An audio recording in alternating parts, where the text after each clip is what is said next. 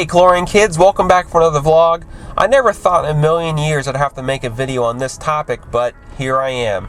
And what sparked all this on was I was at the distribution center today talking with a competitor. We're filling up our chlorine jugs and just talking about the chlorine pool business, how each of our businesses are doing, how we view the industry as a whole. And somehow we got on the topic of discounts. Now, I already know I made a video about not giving discounts to people, but I think I left that one small piece of information, if I remember correctly.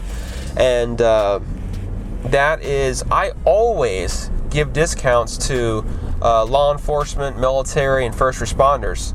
And the reason why is they put their lives on the lines for strangers, for random people, every single day. So it's really the least that I could do to provide a small little discount as a thank you for them.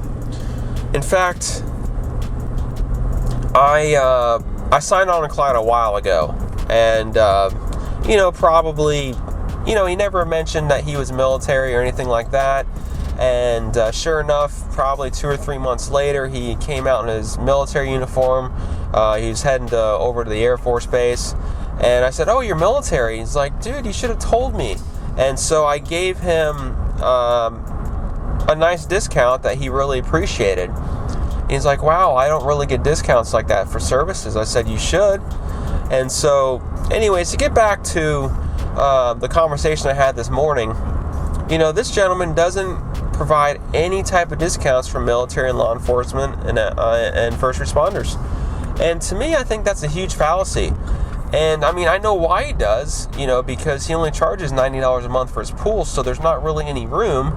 You should still give something, in my opinion anyways. And, but